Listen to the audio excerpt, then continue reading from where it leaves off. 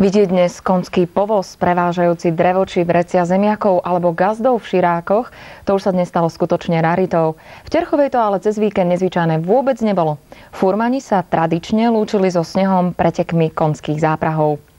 V Terchovej je to každoročne súťaž, ako remeň a každého gazdu s povozom to poriadne preverí. Na trati ich totiž čaká slalom, výstup do kopca, takýto šprint do cieľa a pri tom všetkom sa ešte musia v úvodzovkách pokúsiť nezabiť. Trať je totiž neúprosná a zem tvrdá, no a keď sa ešte zlomí ojo, kôň gazdovi dvakrát nezávidí, nohy do vzduchu a 2 dni si furman nesadne. Všetko malo ale šťastný koniec a na trať sa odvážila dokonca aj žena. Bojiť sa nebojím, len dúfam, že to nejako zvládneme, lebo dosť ten terén je ťažký, aj keď na poslednom mieste, ale predsa tá účasť bude. Okrem rýchlej jazdy však museli gazdovia dávať pozor aj na to, aby nestratili svoj klobúk. To bolo neodpustiteľné a kruto sa to trestalo. Niektorí to ale vyriešili skutočne svojsky. Vyriešil tak, ale neviem, jak to vyriešia rozhodcovia. Po rýchlostných pretekoch furmani siahli poriadne aj do svojho fyzického fondu. V jazde zručnosti totiž museli naložiť, samozrejme odjazdiť, potom opäť vyložiť a ešte aj elegantne zacúvať. No, vlastne človek musí byť aj s nervami dobre, aj chlap na to nakladanie. Napriek tomu, že vrecia a drevo sa už dnes predsa len zváža úplne iným spôsobom. Ako vidíte, furmánov máme stále veľmi šikovných. Z Terchovej pre televíziu Joj Roman Gaduš.